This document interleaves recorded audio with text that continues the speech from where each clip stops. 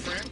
No soldier shall, in time of peace, be quartered in any house, without the consent of the owner, nor in time of war, but in a manner to be prescribed by law. I would say they were way off course. This is very unusual. They managed to infiltrate SAC bases in the Midwest, several down in Texas, and wreaked a hell of a lot of havoc. They opened up the door down here, drove right up here through the Great Plains. How far did they get? Cheyenne, across to Kansas. We held them at the Rockies and at the Mississippi. So why should we be different? Because we live here. We inherited our freedom. Now it's up to all of us to fight for it. Have you heard of this military exercise called Jade Helm? If you can remember back, Ruby Ridge, Waco, Texas, Oklahoma City, 9/11, the Bundy Ranch. These are all special op operations. There is a written law, which they've overwritten, that the military has no business training here in this country. I love you both, but I want you to do what I would do. Kill this piece.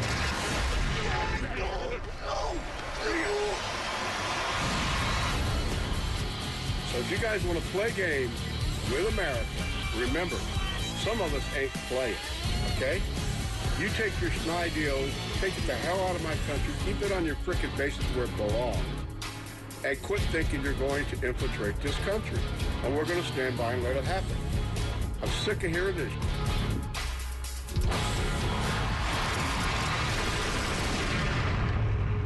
For them, this is just some place. For us, this is our home. What am I supposed to do? I'm gonna fight. Anybody who wants to join is welcome to. I'm Clyde Lewis. You are listening to Ground Zero.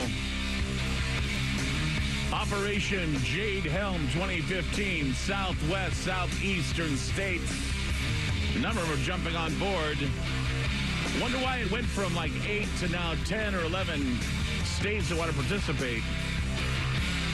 It was that a lot of people are annoyed that this is happening, especially Texans who say that they probably come in and violate the Second Amendment. I say they're violating the Third Amendment and wondering why this is so important to literally have an illegal operation in the United States violating the Third Amendment of the Constitution. They haven't even violated the Second, but they could violate it if they decided that they wanted to do something called a mission creep, where their first orders are to come in and to, establish the domain, establish the area, figure out how to get around, load dissidents onto helicopters, that sort of thing. And then all of a sudden, a change in plans comes down where something unexpected happens, some elusive threat from somewhere happens. And when it does, they activate these armies to take care of whatever that is.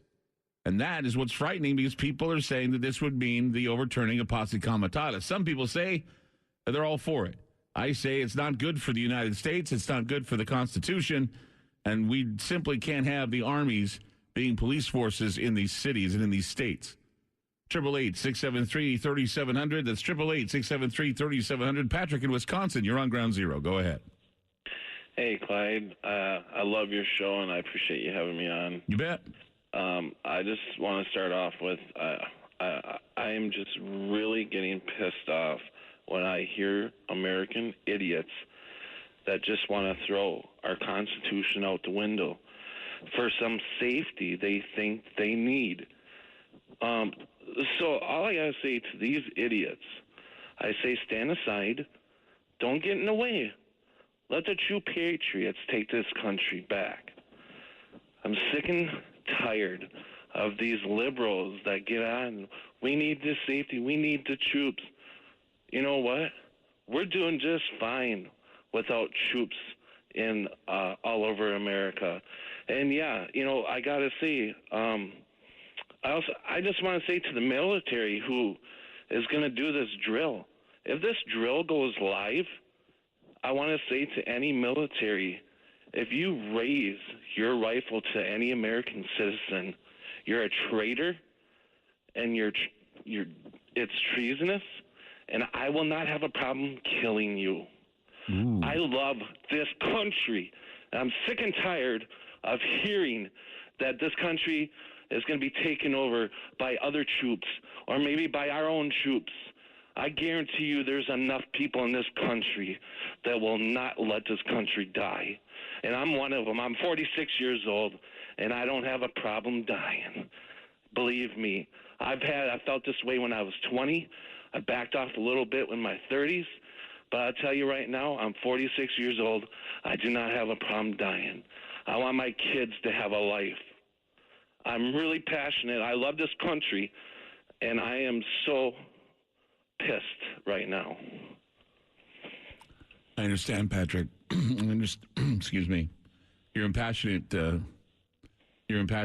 speech there just had me choke up just for a second because I know how you're feeling, man. I know what you're feeling. I know what you're going through because I feel the same way sometimes. It's like you're 46. You get to a point where you feel like you've lived a great life, but you have kids and you have family, and you look at those kids' eyes and you're saying, what kind of future am I going to leave them?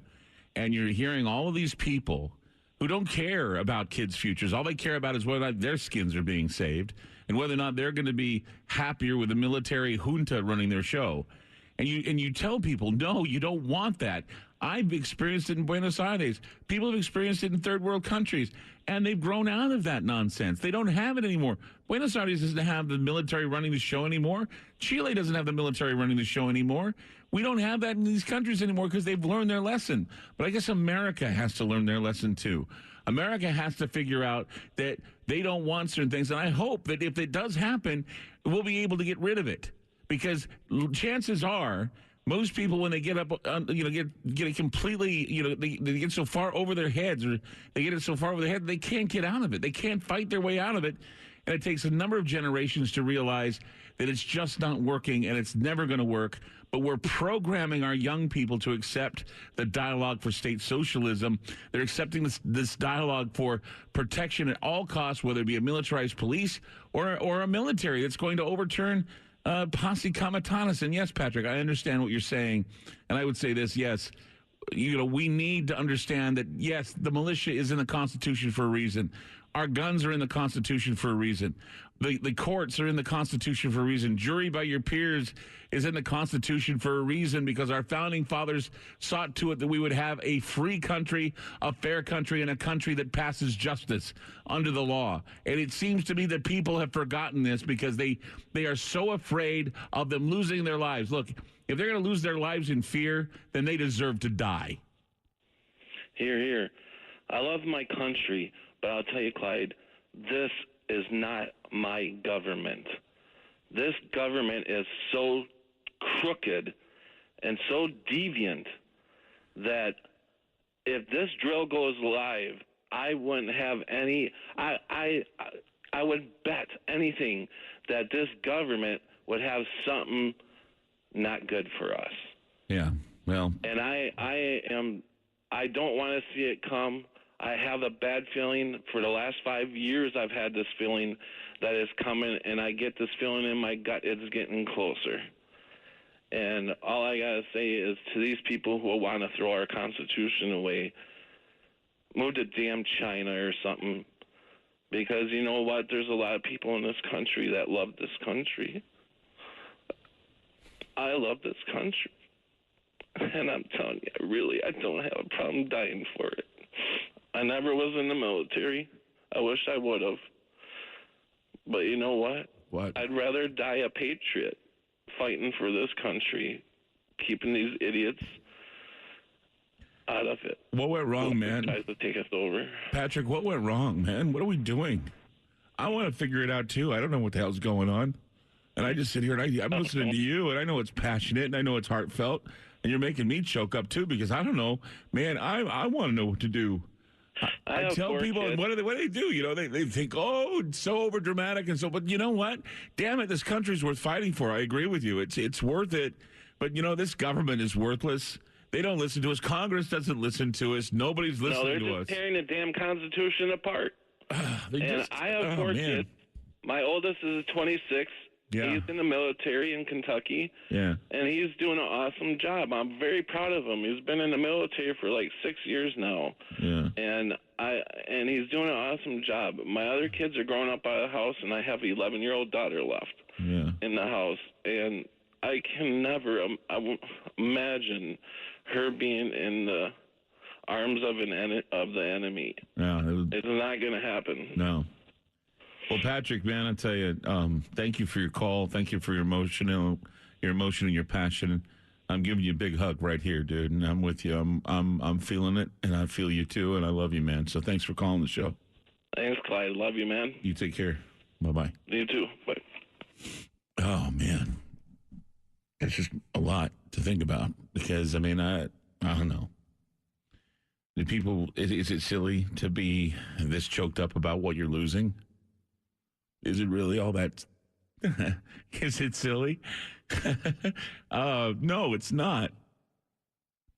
It's not silly at all. I mean, if you're losing something that you love,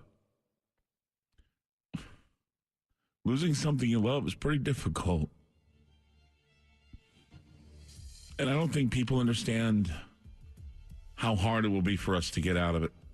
It'll take years. It took Argentina, 20 years? Probably take us a lot longer to pull out of this. If we just keep it going because we just don't think. We need to start saying no, and we need to start saying it fast.